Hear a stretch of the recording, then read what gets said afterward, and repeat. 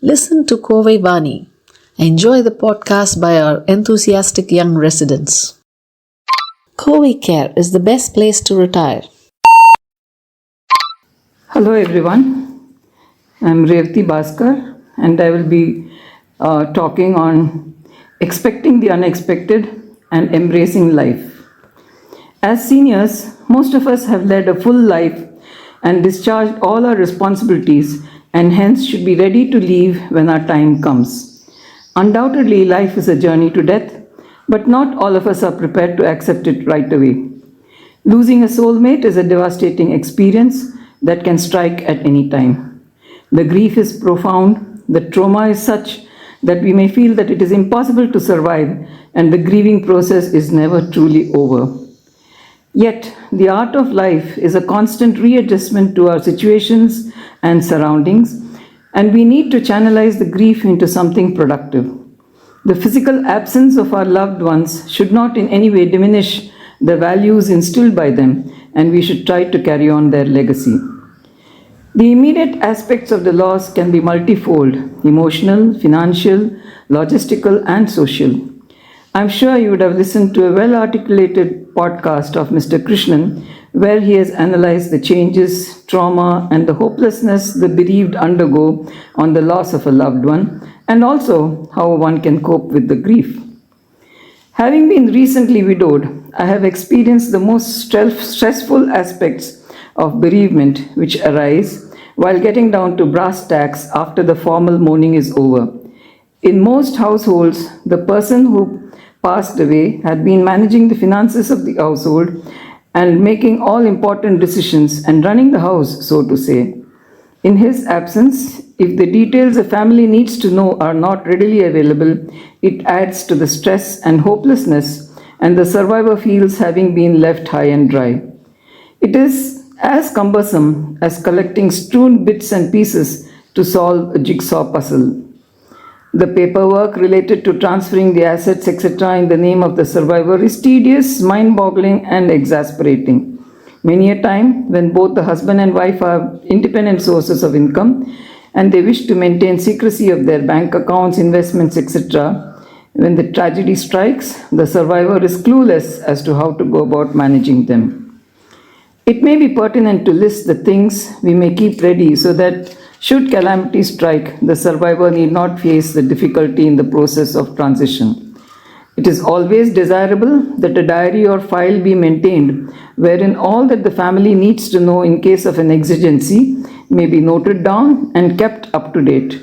It is extremely essential to document details of all our assets, liabilities, bank accounts, title deeds of the house, property taxes paid, gas and electricity, telephone connections, debit credit cards, locker keys, insurance policies, contact numbers of our doctors, relatives and friends, passwords, etc. And inform the next of kin where these are kept so that when we are no more, they will not be inconvenienced trying to locate them. Details of any liabilities should also be noted down. It is also a good practice to draw up a simple will witnessed by two persons which need not even be registered. In the case of bank accounts and investments, the importance of nomination cannot be overemphasized. It must, however, be remembered that the nominee cannot claim ownership of the money because if the illegal heir so chooses, it can be contested.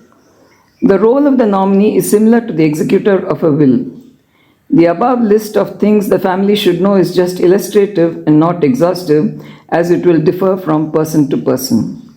From my past experience, I would like to point out a few things which I think are very important.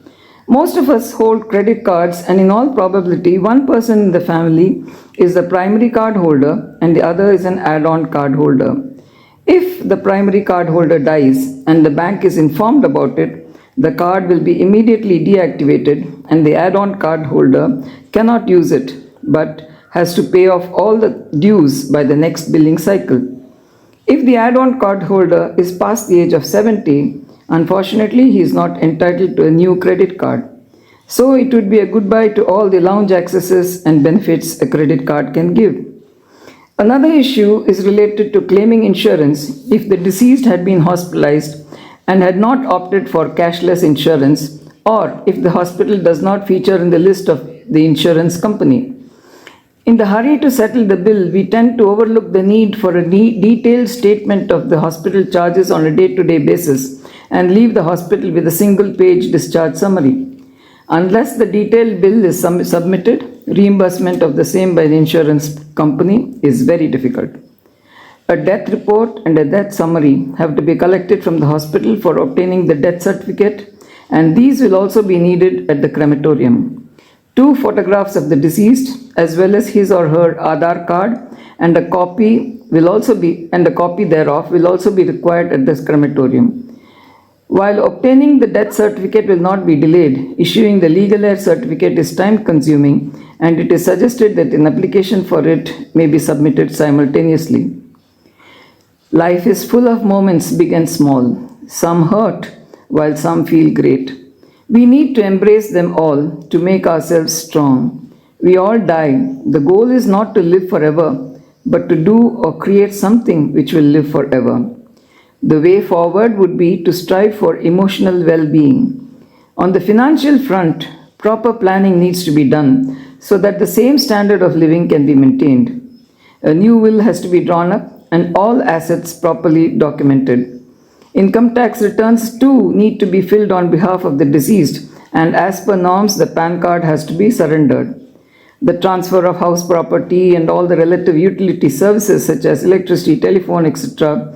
need to be attended to and cannot be postponed indefinitely. In this process, we will rediscover ourselves and start living as we would want to, rather than how others would expect us to live. Life and emotional landscapes change enormously, and these changes may sometimes even last a lifetime.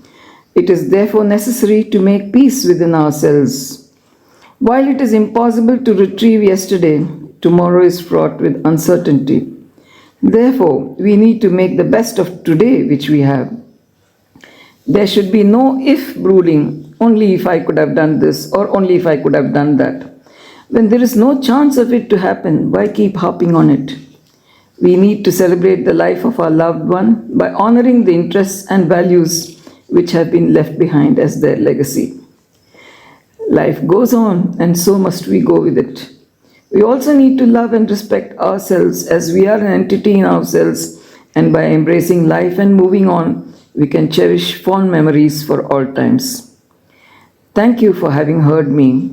I have only tried to present the practical sides of coping with the grief on the basis of my experiences and cannot claim expertise in the same. I felt sharing this information for the benefit of others. I hope I have been successful in reaching out. Thank you. Thank you, Revati, for speaking about an extremely painful experience so close to your heart in a very calm and balanced way. You have given us not only some vital information, but also set an example in fortitude and courage. We thank you very, very much. Signing off on behalf of Kovai Vani, Malati Jayakumar.